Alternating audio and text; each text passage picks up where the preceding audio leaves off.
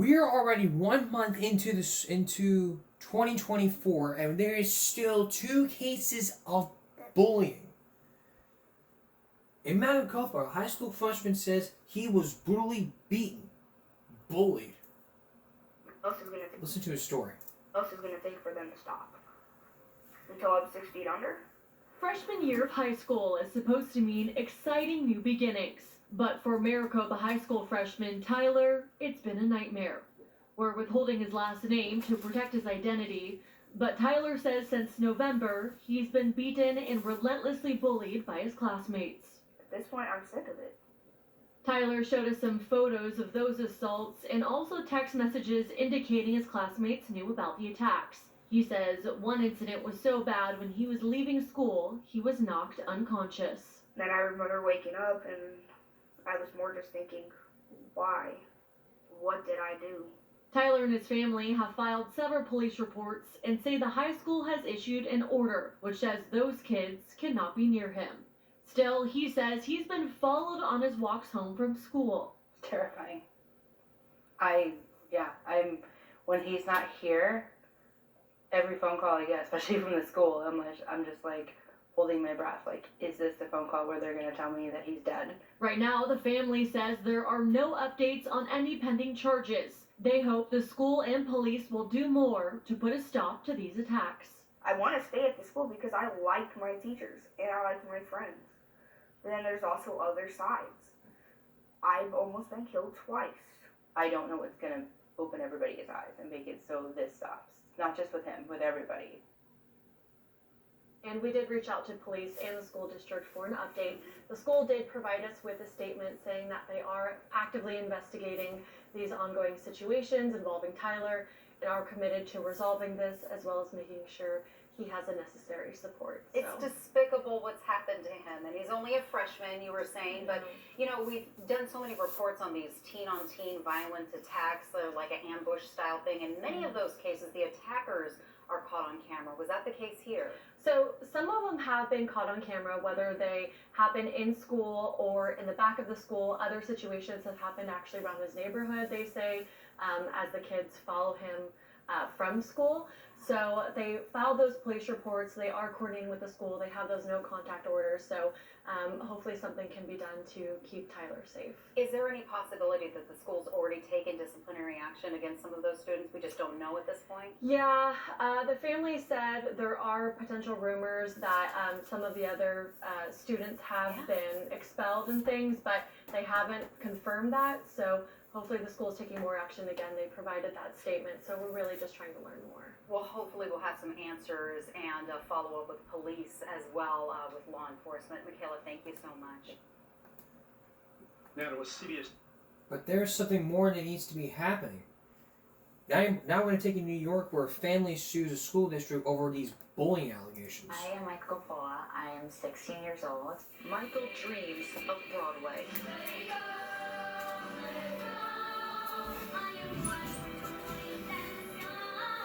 His gender identity does not define him, but it has made him a target for bullying and harassment. It's affected my entire life. Our family has gone into survival mode.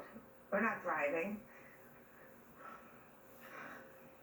We're trying to survive the school years, and it shouldn't be that way.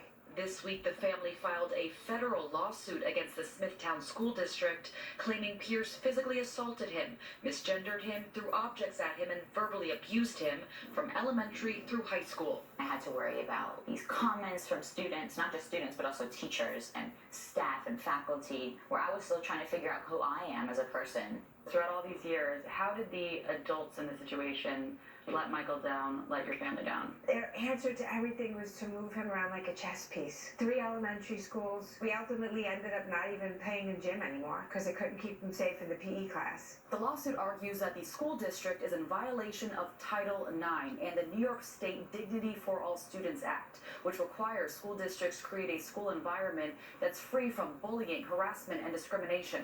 We don't worry about like his grades. It's just he's going to be happy. A national survey from the Trevor Project found that last year, 24% of LGBTQ youth reported being physically threatened or harmed in the past year because of their sexual orientation or gender identity, while 27% of trans and non-binary youth reported being physically threatened or harmed because of their gender identity. I don't know what would it be like if I didn't have supportive parents. I know there's people who don't have what I have, and I can't imagine what it's like to be in their shoes. We need to get justice for Michael, and maybe if we can help one other kid or one other family, then it'll have been worth doing what we did. We reached out to the school superintendent. In response to the family's claims, a spokesman would only say the district does not comment on matters pertaining to litigation. From Suffolk County, Long Island, Allie Bauman, CBS 2 News. And now we know what goes on. There's common sense to be raised. I mean, the staff gets involved. I'm glad that lawsuit was filed because of what happened. You don't pick on other kids. Where's the common sense? You don't pick on people because you feel like it. Inside every bully, there is a coward. And you know who you are. The ones that picked on these people, you know who you are.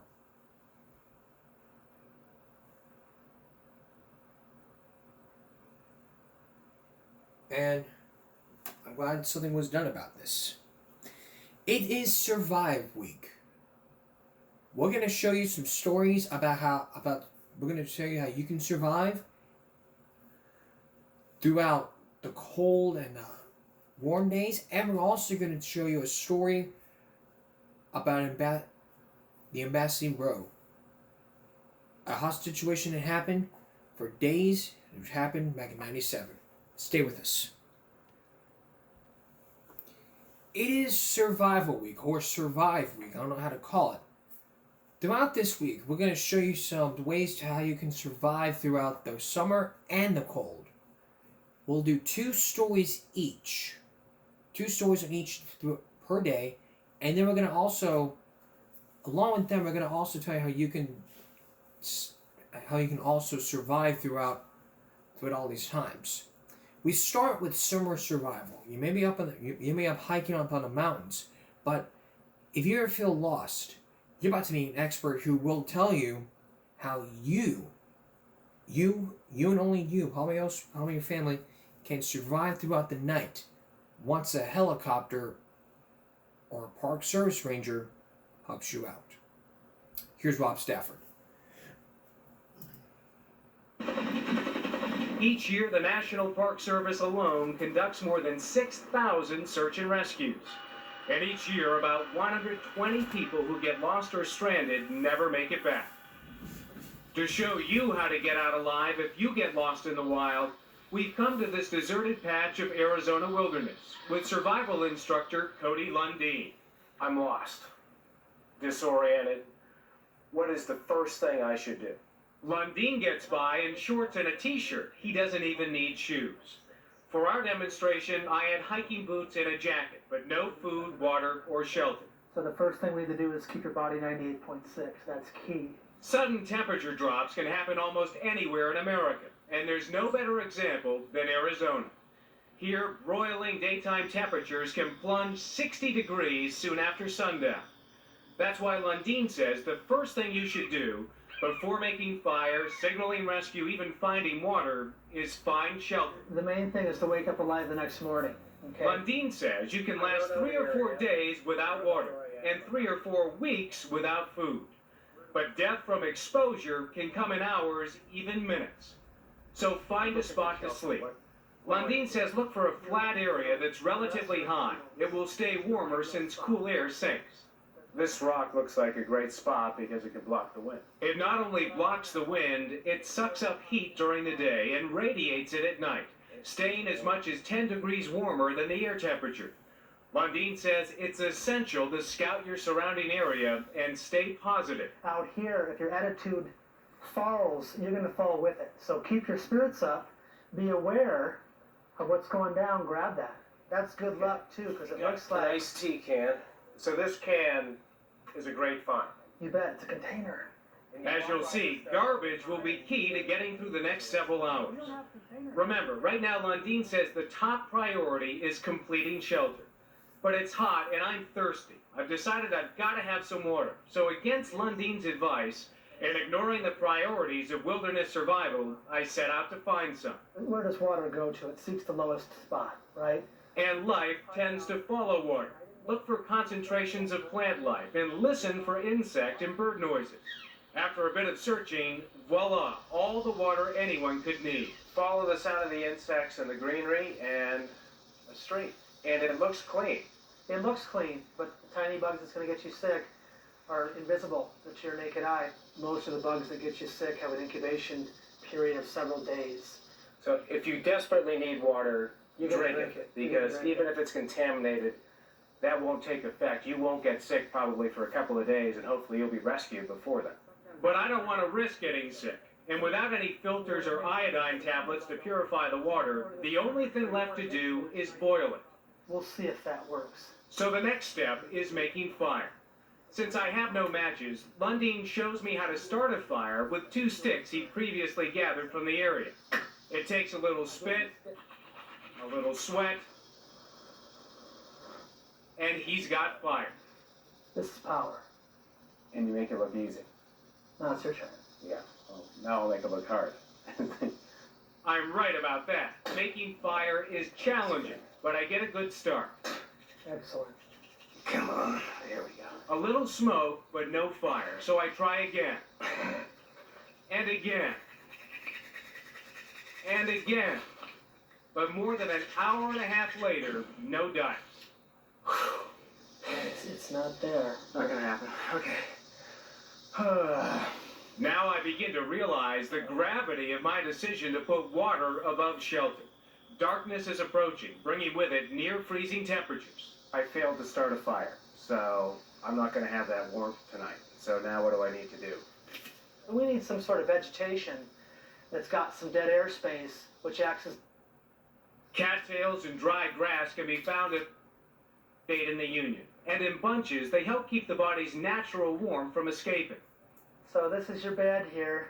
Before settling down for the night, look around. Snakes, rodents, and insects could be in the area. Or in the southwest, scorpions. There's no scorpions under here. By now, I'm ready to sleep. Not exactly the Ritz. No. The grass makes an excellent base to keep the earth from absorbing body heat at night. Cattails make good blankets. Sleeping is not gonna be happening tonight. I can tell you that. But I am warm in here right now, so we'll give it a shot.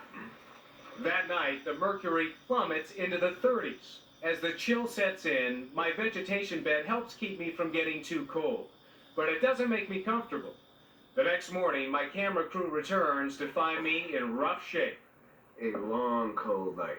I did not sleep, I don't think, more than 5-10 minutes. It got much colder than I thought it would get, and there was so much moisture in the air that this bed just started getting really, really cold, and I had to get up several times and just like jog in place for a half hour, 45 minutes at a time, just to get the body heat up, and then get back into the bed and cover myself up to try to stay warm. It's early, the temperature is still in the 40s, and I've not had food or water in 18 hours.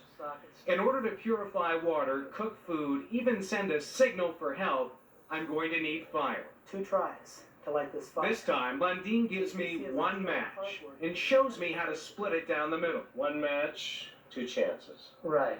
Take your time. Now for the first try.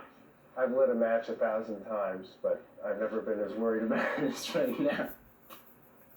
Once again, smoke, but no fire. Not burning. This is my last chance. If I don't get it now, I don't get a drink.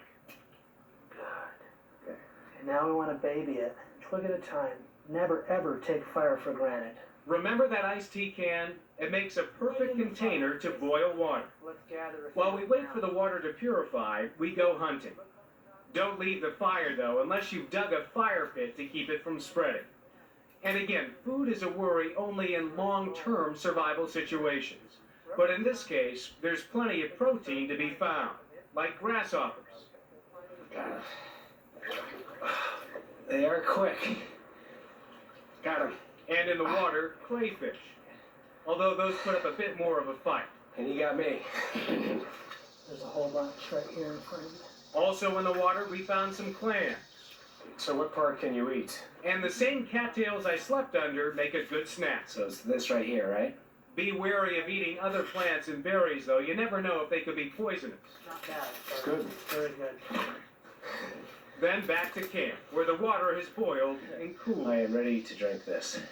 It's my first drink in 22 hours. Water out of a used iced tea can. I never thought it tasted so good. Meanwhile, my lunch has been cooking. Yeah, there's something about looking at those eyes, though. The crayfish are packed with protein, which means energy. Actually, it's delicious. That was good. Just need a little butter and lemon. The clams are a little gritty, but not bad. It's not a Maine clam. But you know what? It'll do. And remember those grasshoppers? Chew 'em. Just down it. Doesn't taste like chicken, but it's not that bad, really. The ultimate goal of any survival situation is to get rescued. And we've already made the best way to signal for help. The fire, built up enough, can be seen for miles. Look at the plane. If you can't start a fire, use what you do have.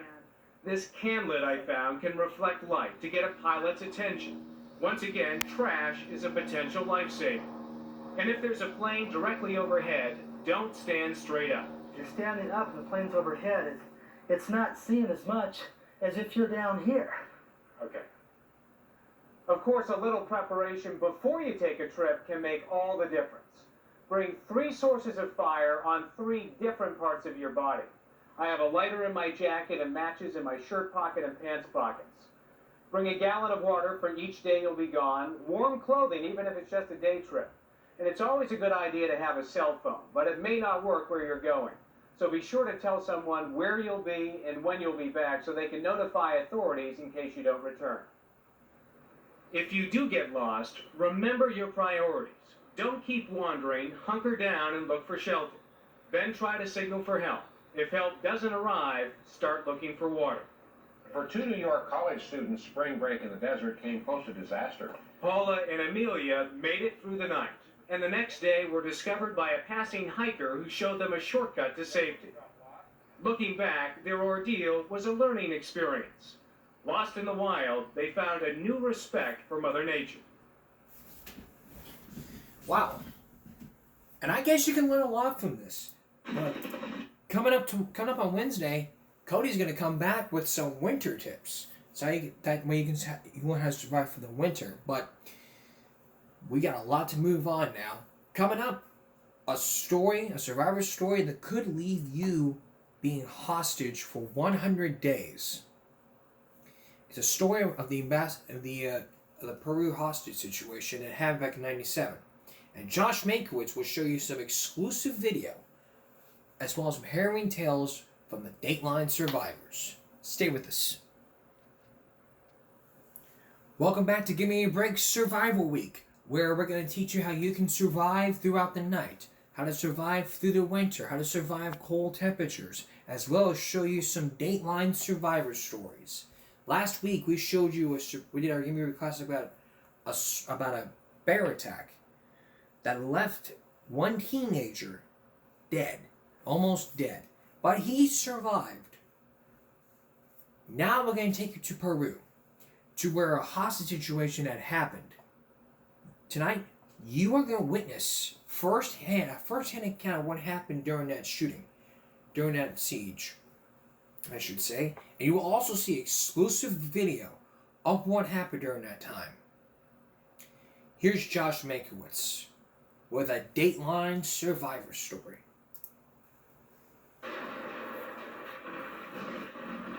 The world is taken by surprise. Elite counter-terrorist troops bringing to a dramatic conclusion one of the longest hostage crises in history. Months of plotting negotiation ending in 45 minutes of explosions and gunfire. A day of deliverance and death. It all began a week before Christmas, 7 p.m. December 17th. The birthday of Japan's emperor is being honored inside the Japanese ambassador's home, half a world away in Lima, Peru. Located in one of the most fashionable neighborhoods in Lima, the The house is set behind a 15-foot wall topped with an electric fence. Guests move down the driveway, past the marble columns, through the house, then out back to the tented yard. Chris Merschrod, an American, arrives about 7:30. It was already in full bloom, and a beautiful garden they had set up with delicious Japanese food as well as traditional food from Peru. Local television is here covering the event. The guest list reads like a who's who of Lima, including the U.S. ambassador, other U.S. and foreign diplomats, international business leaders, and Peru's political and military elite. The president of Peru's mother, sister, and brother are all here, escorted by an elite member of the president's security team. But the security inside the house is remarkably out of the ordinary. Dr. Miguel Sanchez Palacios, a heart surgeon trained at Johns Hopkins University, enters with his wife. We walked inside, there was this little table with a lady, took our invitation. I have to say that she did not check who we were. She just took the invitation and we walked in. Father Juan Julio Vic, a Jesuit priest, notices the same thing. Certainly it was light and not enough. Looking at the results. While the dignitaries enter, across town some heavily armed, uninvited guests videotape themselves climbing into an ambulance before driving to the house next door to the ambassadors. Around 8:15, these party crashers literally explode on the scene. We heard a sharp explosion, which I thought was a bomb, a car bomb, perhaps a block or two away. It's not a car bomb. Instead, roughly 20 members of the MRTA, a homegrown left-wing terrorist organization, are attacking the Japanese ambassador's party. They enter from next door after blowing a hole in the security wall. Then the shooting started. These are the terrifying sounds of the actual attack, captured on this video shot by the cameraman who had just left the party and obtained exclusively by Dateline. You see this cloud of dust? They were coming out of it. They were agitated, they were nervous, they were swinging their guns around, they were shouting. It's extremely loud, it's extremely close, and it was punctuated by a lot of loud explosions. The explosions are hand grenades, targeted at roughly a dozen security personnel. Out front, police engage in a ferocious gun battle with the heavily armed terrorists, shooting one in the leg. Inside the tent, Peruvian military officials frantically tear the insignia from their uniforms in an effort to mask their rank, as rebels charge the hundreds of stunned guests. They were shouting, keep your heads down, you know, if you lift your heads up, we'll shoot them off. I said, my God, I'm going to die. I held my wife, we threw into the floor, like everybody else did. Within minutes after the first shots are fired, the insurgents, needing better protection from police gunfire, begin herding the guests from the tent toward the entrance to the house, some terrorists using guests as human shields. Meanwhile, the battle outside rages for 40 minutes until, outgunned and outmaneuvered, the police pull back. And I thought it was like, 40 hours. It just, like it never ended. Then we were all told to get up. They said, put your hands, manos en la nuca, behind your head like this. Word of the attack quickly spreads to family members of those trapped inside, including the Palacios' 26-year-old daughter, Leah. I just started watching TV and waiting to see if anyone was hurt at first. El movimiento revolucionario Tupac Amaru. I was scared that they would be, both of them, dead. So that was my first thought. What am I going to do now if they are both gone? Inside the house, the same sort of fear. They wanted us sitting on the floor because it was easier to shoot us there. Everybody packed together, you come with machine gun and, kill everybody. That's what I thought.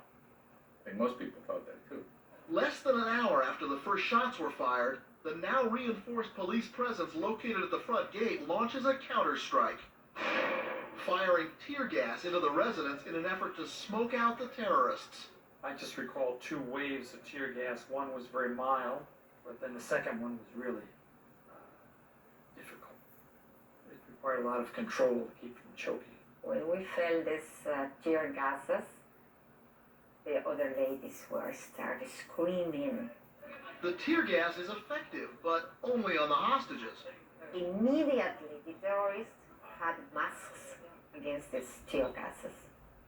They were well equipped. Hostages scream in agony. The Japanese ambassador grabs a rebel's bullhorn and pleads with police to stop firing. Police oblige, and in less than 2 hours, the MRTA has captured the house and 700 hostages. One man secretly escapes through a bathroom window and silently slips away. With so many hostages, including the mother, sister, and brother of the Peruvian president trapped inside, outside, tough questions are already being asked of police. How could 20 terrorists capture 700 of the most influential people in Peru? Why was security so lax? Would the government negotiate with the terrorists? Or would Peru's elite counter-terrorist troops use their training to liberate the hostages? As both sides dig in, one of the party guests confronts the terrorists. He is Michel Minig, chief of the local International Red Cross. Minig quickly cuts a deal for the release of all the women. My wife didn't want to leave, so I pushed her. I said, go, go. I gave her the keys to the car. I said, go, please go. One dead is enough in the family. Minig leads the women out, one small group at a time. Some of the women still suffering from the tear gas. Yolanda Palacios calls her daughters to tell them she's coming home. When I heard my mom's voice after 3.5 hours of not knowing how they were, I burst into tears. Around midnight, the last of the 200 women is released, including the mother and sister of the Peruvian president, either of whom might have given the terrorists greater leverage in dealing with President Fujimori. They explained it in the following way, that we're sending the women home because the woman's place is in the home, taking care of the children, preparing meals. So I said, I'm a physician, and I'm here because my wife was invited. She's at home now, and I'm here. The roughly 20 rebels, 2 of whom are women, now hold roughly 400 hostages. They make this slightly more manageable by letting the elderly and infirm men go free, along with the catering staff. But as the waiters depart, an attempted escape.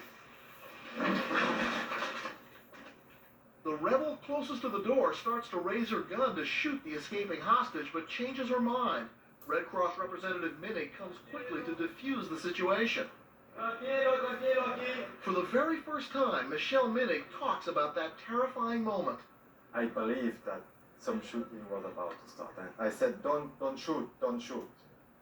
This is exactly the kind of situation when nothing is on the ground. Ironically, this man running from the house is the presidential family's bodyguard, who stripped off his uniform and put on a towel to avoid being identified.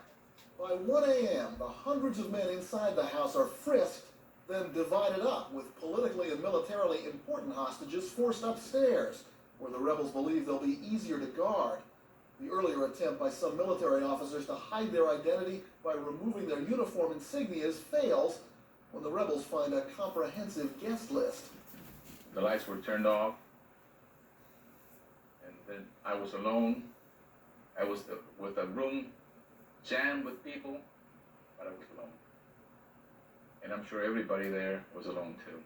But such philosophical thoughts soon give way to more practical problems. 400 people share a house built for 6, and with too many people jockeying for too few chairs, the toilet becomes a cherished throne, and one man on it, an envied king. Well, he was lucky. He had a seat. But he would have, every now and then somebody wanted to use the toilet. So they would wake him up, and somebody would use the toilet and would sit again and sleep again, and he spent all the night, waking and sitting up and waking and standing, but he was in the toilet. He was sitting on the toilet. While hostages struggle for space, terrorists and police prepare for the dawn. Inside the residence, rebels finish securing the compound. They mine the grounds, set booby traps around entrances, pile furniture in front of doors and windows, and station sentries in upstairs lookout posts. The rebels thought their plans were perfect, but had they made some fatal mistakes? The answers to the questions when we come back. Stay with us. back to our story. It had been over 24 hours since the terrorist group broke into an event that happened in Peru. Now we're going to show you more of that video footage as the hostage situation continues. Once again, Josh Mankiewicz. December 18th, the city awakens to a new chapter in its war on terrorism, a war that raged for 10 years, a war that claimed 30,000 lives, a war that most people believe the government had already won. The irony of this particular incident is that everybody believed that this group had virtually been eliminated. They had very little capacity to carry out such a spectacular, dramatic action. The group, the Tupac Amaru Revolutionary Movement, known by its Spanish initials MRTA, is virtually unknown outside of Peru. That changed overnight. Now to our top story this morning, that hostage drama in Lima, Peru. Perhaps boasting of their success, the terrorists released this home video showing how they planned the raid, a plan a year in the making. The video shows them using a sophisticated scale model, along with surveillance photos of the compound to coordinate the attack. Snapshots of potential party guests help them identify valuable hostages, and this planning pays off. The terrorists now hold 400 hostages. Very heavily armed and trained to kill. We thought we were going to be killed. We're just frightened. You're frightened. The rebels, on the other hand, seem completely at ease. And they were very, very calm, and they weren't afraid. And there were 20 of us for every one of them. The terrorists call in their demands to local radio and TV stations. Their principal demand? The immediate release of 400 of their comrades, most of whom are held in Peruvian maximum security prison cells. Cells so small they've been described as living graves. The Peruvian government responds with silence. At noon, the rebels up the ante. Rebels who took hundreds of diplomats and other top officials hostage at a glittering reception have now threatened today to start killing them within minutes. And I said, my life has been complete. I don't need anything more. I can die. I'm ready. I've had a great life. The deadline passes, but inside the house, the possibility that there will be executions is very real, especially to one group of hostages. One of the first concerns in this whole seizure, hostage taking, was being an American. And Chris Mershrod has good reason for concern. The terrorist group has historically aimed its most vicious attacks at U.S. targets, including this rocket-propelled grenade attack on the U.S. Embassy, and multiple bombings of this fried chicken chain. But even with 7 Americans trapped inside, 6 of them embassy personnel, back home the U.S. State Department takes a hard line. The United States, as I say, has a strong policy against making any concessions, and we advise all of those involved to follow that policy. But when it comes to being tough on terrorism, the U.S. is preaching to the choir. Peru's President Fujimori came to power promising to crush terrorist groups. It's a promise he has spent the last 6 years trying to keep. His whole reputation, the success that he's had as president of Peru for the last over 6 years, has been based on being tough, on not yielding, on not negotiating in these kind of situations. In 6 years, Peru's government thought they'd captured or killed virtually every rebel leader in both the MRTA and the more vicious and infamous Shining Path, a terrorist group so feared that the capture and imprisonment of its leader was treated like the unveiling of a dangerous and exotic zoo animal. Now a new rebel threat has emerged. Inside this house, the man in charge is Nestor Serpa. A one-time union leader, Serpa now has over a dozen terrorists under his command and 400 hostages under his thumb. Tell me about Serpa. I'm sorry. He seemed to me a man with serious psychological problems. A fanatic. 22 hours into the crisis, Serpa tries to quick-start negotiations by sending out the diplomats from Canada, Greece, Germany, and France. The 4 announced they're willing to re-enter the house as needed to negotiate a non-violent end to the crisis. There was a hope, well, this is good. There'll be communication. But we didn't have much of a discussion when they didn't come back. The Peruvian government declines the help and promptly sends the diplomats on their way. And in a show of strength, police cut phone lines, jam cellular service, and shut off power to the residents. The crisis is 36 hours old. There were so many more hostages than there were terrorists. Yes. Did anybody think about trying to jump them? The idea, I am sure, crossed the minds of many. Then we said no. I mean, none of us know how to use a machine gun. We're older people. Are we going to jump these guys? And so we decided we're not going to do that unless we were threatened. The 2,600 square foot house, designed to look like Tara from Gone with the Wind, is now an overcrowded prison. The hostages are split up into 8 groups and ordered into rooms lettered by the rebels A through H. There are just 4 bathrooms for the roughly 400 men, an inconvenience made worse when police cut off running water. Of course, when the water was cut off, that became a problem. Flushing. But very quickly, people improvised with plastic bags and cartons. But as unpleasant and as frightening as the waiting game is for the hostages, it quickly becomes tense and monotonous for the rebels. Perhaps to break that monotony, the rebels begin every day to kick a soccer ball around the living room of the house. That does break the tension, but it's a routine they will live to regret. Once a day, the TV is commandeered by the 2 female terrorists who spent their childhood in a small village without television. But now, these 2 heavily armed young women have quickly become addicted to Maria in the Barrio, a local soap opera. And they were just sitting there like so many swooning teenage girls do. Teenage girls armed with fully automatic AK-47 assault rifles and plastic explosives. There was always the fear that they would shoot us. We felt confident that it was probably not going to happen, but every now and then you would look at their machine gun and say, uh-oh. Also concerned is the U.S. government. In Washington, the president is tight-lipped. We're having communications with them, and I think the less any of us around the world say beyond that, the better. The Peruvian president does finally speak out, saying he supports a peaceful solution, but will never agree to the terrorist demand that he release 400 MRTA prisoners. With negotiations at a standstill, family members, including the wife and younger daughter of Dr. Palacios, marched through the streets to send a message to President Fujimori. We just can't stand this anymore. He needs to realize that the lives of people is the first thing. The government agrees to let the Red Cross supply the house with drinking water, disinfectant, and medication for the hostages.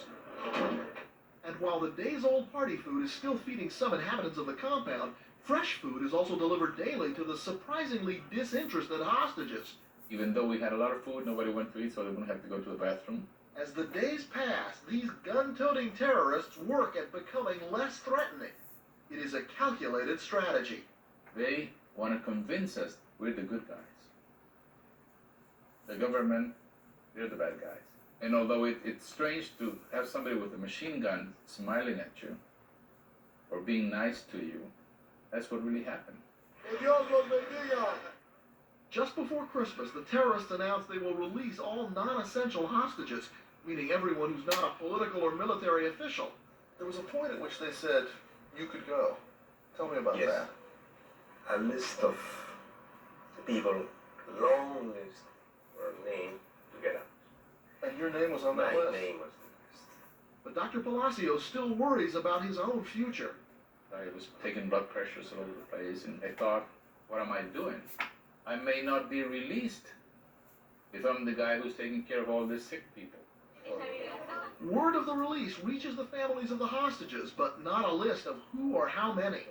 It's 5 days of getting like really high hopes and then down and high and down and up and down. Like you feel that someone's playing with you.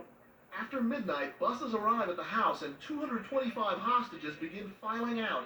But after 5 days in captivity, American Chris Mershron refuses to get aboard and instead walks out front and hails a cab. And it was nice to breathe the air and just to walk. What was it like? Very tough, extremely tough. We're very happy now. When I saw him getting into the bus, that's the moment when I jumped and shouted and screamed and laughed and ran all around the house, that's when I was sure he was coming home. But even as this family embraces the new year together, Father Vic makes a decision. He's going to stay inside and save souls, even though it means risking his own life. You could have left. Sure, but you chose to stay? Of course. You say of course, but most people would have left if they had the opportunity. I don't know. I thought it was my duty to stay there. What Father Vic didn't know was that the next 100 days would be filled with uncertainty, misery, and terror. And terror would happen. When we come back, the conclusion to the story and a decision by one man to stay behind and help save souls. Stay with us. And now the conclusion to our story. For the next 100 days, more of the hostages have been taken by the terrorist group, but only 300 were released. Now, for the next 100 days, it would take a lot of time, a lot of decision making, and a lot of survival. Once again, here's Josh Mankiewicz. The Christmas-time release of hostages raises the hopes of families and friends that the crisis is nearly over. The government relaxes the perimeter around the house. The press, allowed to move in close to the house, exploit their new location by rushing past police and into the residence. What appears to be a publicity boon to the rebels turns out to be a terrible miscalculation when this impromptu press conference embarrasses and angers the government. On New Year's Day, President Fujimori cuts off all communication with the terrorists. Relatives of the hostages are getting impatient too. The waiting period is pretty much over. People are going to die. It's hard to say it, but if people are going to die, let it be. Publicly, the government isn't saying much, but behind the scenes, they're planning another set of actions. The job of storming the residence would belong to these troops, who train away from the prying eyes of the press. This video was obtained exclusively by Dateline only after we agreed not to air it until the crisis was over, in order to protect the troops and the hostages. The video shows elite soldiers practicing rescuing hostages under different circumstances. On a bus. Aboard an airplane. And inside a house. Meanwhile, inside the ambassador's house, the terrorists are doing some training of their own. Bolivian ambassador Jorge Gumucio. They did some drillings from coming to each room, pointing us that they were going to use the machine gun against us. Several times, Serpa told us, look everybody, I am not going to shoot you. We are not going to kill you. But the moment that the government begins an attack, you will be dead because the president of Peru is killing you. Outside, as the crisis enters its 40th day, the government gives the terrorists something to worry about when it launches what appears to be a psychological attack. Huge speakers aimed at the house blare a mind-numbing mix of martial music, police sirens, and roaring aircraft. Armored personnel carriers and troops circle the house as part of what appears to be a simulated attack, all designed in part to unnerve the terrorists. The terrorists respond by opening fire. One shot ricochets off an armored vehicle, just missing the nearby soldiers. Perhaps the only thing keeping the soldiers from immediately storming the house is this flag. Under international law, the ambassador's house is considered Japanese territory, and the Japanese deal with terrorists differently than do the Peruvians. Their response to similar situations has not tended to be as hardline and as tough. In part to appease the Japanese, who invest heavily in Peru's economy, President Fujimori reopens negotiations with the hostage takers in February. But even as the government drives terrorists across the street for negotiations, beneath the same street, a plan is being launched to liberate the hostages. Did the terrorists ever talk to you about how they thought the government was digging a tunnel? Yes, and they said, how come they can talk about negotiations and dialogue if they are making a tunnel to attack? After 4 months, the terrorists reportedly threatened to stop daily visits by a doctor who's treating various hostages, angering President Fujimori. He decides to act and deploys anti-terrorist troops in 4-foot-wide, well-lit and ventilated tunnels dug beneath the ambassador's home. For 3 days, anti-terrorist police monitor the house from inside the now completed tunnels. Finally, President Fujimori is given the news he's been waiting for. 8 of the 14 rebels are playing soccer in the living room, leaving the hostages upstairs and lightly guarded. He gives the word, proceed immediately. It was no accident that the attack came during the rebels' regular afternoon soccer game, because somehow the Peruvian government had found a way to learn exactly what was happening inside that house. Did the hostages know in advance that the government was coming in? Yes, a few minutes before the attack, some of the hostages were informed, so they were in contact with the military forces. How could they be in contact? I don't know, because I was a civilian, I didn't know how the militaries work. But there was some system for passing information back and forth? Since the third day, there was already ways of getting information. The third day you were in captivity? Yes. And that continued for another 123 days? Yes, through electronic means. How did soldiers know what was going on inside? For one thing, they used sophisticated night vision equipment. There was a report a microphone was hidden inside a guitar, perhaps this one. A pager and two-way radio may have been hidden from the rebels after the takeover. Listening devices may have been placed inside the walls, and there's speculation that small holes were drilled in the roof and TV cameras installed. Whatever the methods, they were effective. The attack was even delayed 8 minutes so the hostages could be warned. We had just finished a chess game, and some hostages came and said, "Quiet, we are going to be liberated in a few minutes." And I thought it was a joke. 2 minutes later, a whole explosion downstairs.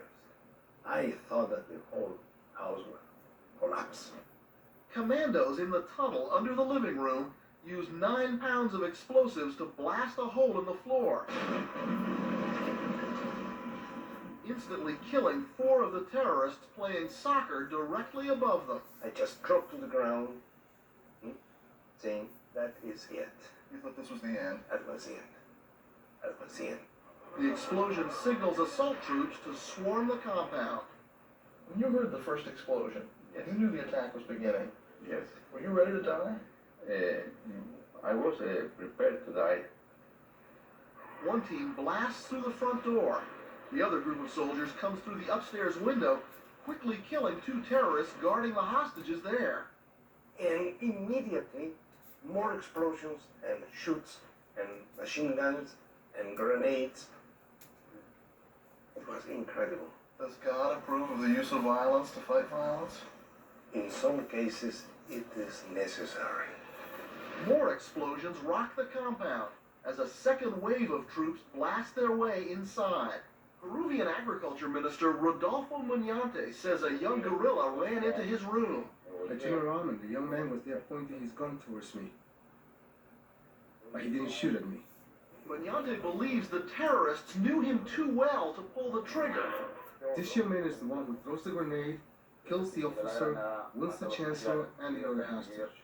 Commandos begin escorting the hostages from the house to safety. How did I go out? Crawling. They told us to leave crawling. Downstairs, rebel leader Nestor Serpa and 4 of his hostage takers have survived the explosions. They grab their weapons and desperately scramble up the stairs to the areas where the hostages are held. Do you think they were coming to kill you? Yes, I'm sure. And he told us, if there is a military attack, nobody will come out alive. Nobody here. The rebels run straight into the commandos, who have entered the house through the balcony. Serpa and his men are killed. 4 other terrorists, including the 2 women, reportedly try to surrender, but they too are gunned down. As the smoke clears and the wounded are brought out, it becomes clear the government has had a stunning success. While 1 hostage and 2 soldiers are killed, the remaining 71 hostages are rescued. All 14 of the terrorists are dead.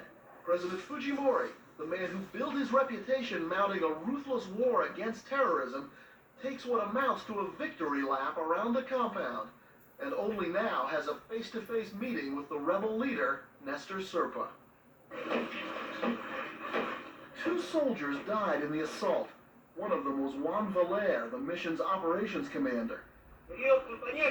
Today it was revealed that his fellow commandos found a letter on Valer's body saying, "If you're reading this tomorrow, it will be because I was killed in the rescue operation. If I am not with you, please remember that I left with happiness, fighting for an operation that we planned together, an operation that unites us more than ever, and that we will see triumph." Juan Valer died before he realized that victory, but he was right. The mission did succeed, and now the living can give thanks to the dead. A hero's funeral has been held in Peru for the soldiers and the hostage killed in the rescue. Relatives of the slain rebels say the government has refused to allow them to hold funeral services, and remaining members of the Tupac Amaru movement are now threatening a new wave of violence. What a great story. What a great story. Come up Wednesday on our survival series. A great survival story, all about a survival story that you won't even want to miss. It's all about the test of endurance. When we return, the Fast and the Furious. Josh Mankiewicz is back talking about crashes. Stay with us. Teens and driving fast. Drag racing is illegal in all states. We'll get to that in just a minute. But if you've never seen the Fast and the Furious, then this is a story you want to see. It's about teenagers and car crashes that don't mix together. And as you're about to see, the movies in real life, the real life movies can be real life in the real world. Well, here again is Josh Mankiewicz.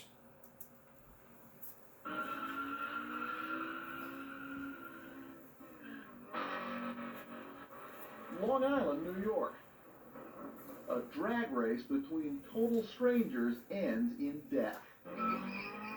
Oakland, California. A young man dies after racing against his cousin on a city street. Phoenix, Arizona.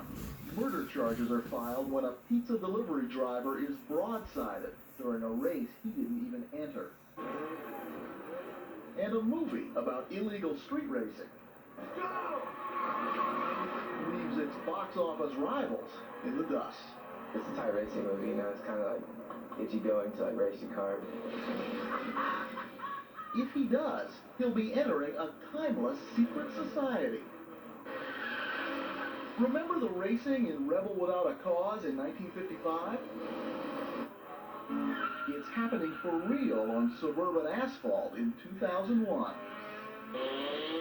Tonight, we'll take you to those streets where, for more than 40 years, the common ingredients have been cars, speed, and defiance. I'm sure everybody after the movie went out and just started racing the first guy they saw. Michael is 20. He wouldn't give us his last name. How long have you been racing? First time, as in last Saturday. What made you start last Saturday? Probably the movie, Fast and the Furious. 90 minutes of on-screen action and that was it. I'm hooked. The cars of real-life street racers don't look much like the ones in the movie. Usually the ride that delivers them to that 9-to-5 paycheck is the same one that later roars down a street next to a deserted office park. And usually what's waiting at the finish line isn't money, it's pride. They're races that last only 10 to 15 seconds, hitting 90 miles per hour over something less than a quarter mile. Maybe you don't think there's any street racing where you live. Well, you're probably wrong. Maybe you don't live in that part of town, or more than likely, you're just going to bed too early. Because most racing doesn't begin until after midnight. In the small hours, there's less chance another car will accidentally get in the way, and less chance of discovery. Because, as the drivers well know, street racing is completely illegal. And that's part of the thrill. On Friday and Saturday nights, those are our heaviest nights. We will have anywhere from 500 to 1,000 people out here and anywhere from 300 to 400 cars. They're here for the girls, they're here for the alcohol, they're here for the ecstasy, they're here for the excitement, the speed, and basically the big festival attitude. With that many guys and that many cars, there's really no stopping them. You just show up and break it up and chase them away and they go somewhere else. Basically, that's what we do. Ontario, California police detective Mike Macias worries about the difference between the real world and the one shown on celluloid. The problem with Fast and the Furious is that it's Hollywood and they have controlled crashes and they have controlled races. Out here, it's all uncontrolled and you're at the mercy of physics. So what goes fast is going to stop fast and hard.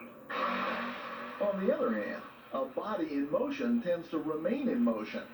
This Racer X is named Roger. We watched him race and win and race again. How fast were you going? I don't know. I don't have a speedometer. What he does have is an old carbon Ghia, a new engine, and rocket fuel in his veins. I just like to go fast. Under the hood, you'll find most of Roger's money and almost all of his free time. Now, when I'm on the freeway out here, you the guy tailgating me, the guy flying past me 100 miles an hour? Probably. It's a hobby, it's a passion, it's a way of life. It gets into your blood and it stays there. That's the problem. Craig Lieberman understands Roger's attitude. He's a former street racer who's gone legit. He was the technical advisor on the Fast and the Furious. That's Craig. Starting the race. I met this guy the other day, Roger, who works on his car all day and then races his car all night. Sound familiar? Yeah, a lot of people. What happens to guys like that? They wind up very good at their craft, and by the time they're my age, they're a respected member of the racing community, or they're an accomplished racer. Or they're dead.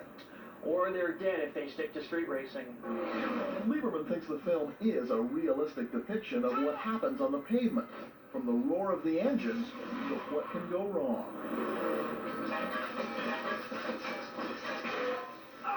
They're showing you that there are consequences to those actions. It's really up to the beholder as to what they interpret from the message portrayed on the screen.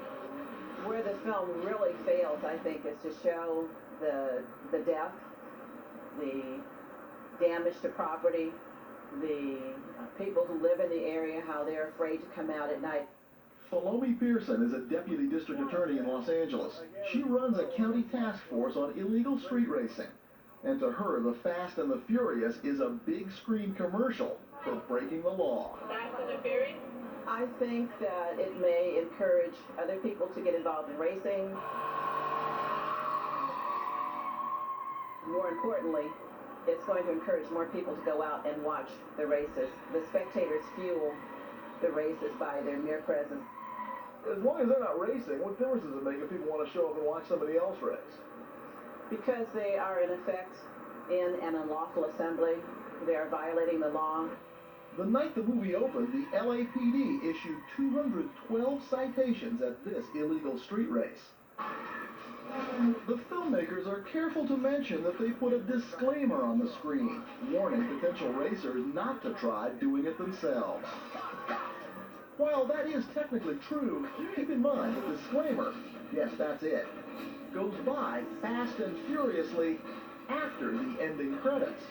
And by that time, most of the people in the audience were already racing for their cars.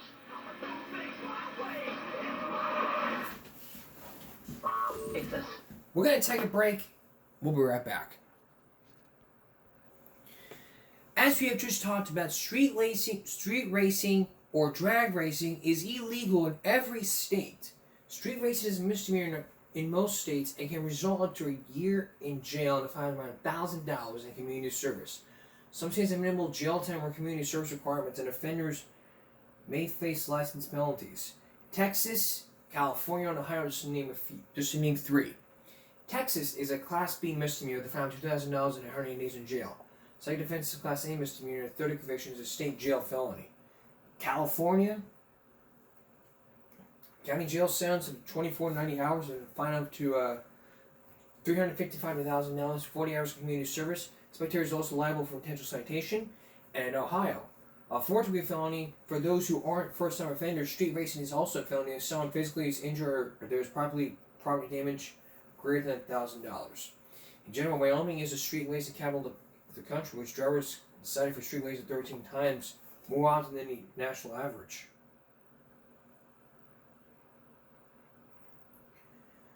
Street racers may have a potentially suspended. So here's some common sense.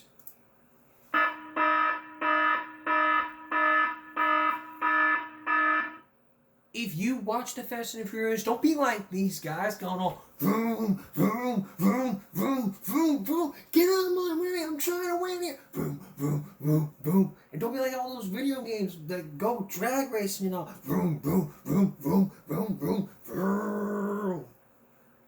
This is real life. You can be hurt. That's right.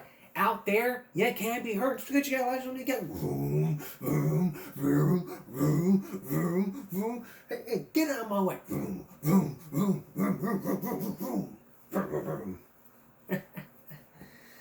That's all for this edition of Give Me a Break. That's all for this special. That's all for this edition of Give Me a Break. Monday going to Tuesday. We'll see you again with Give Me a Break Wednesday. For all of us here at YouTube, no street racing. Stop playing, speak up. Concentration, not strength. No jaywalking. And please, God, please, no drag racing. It is illegal in every state. Bye-bye.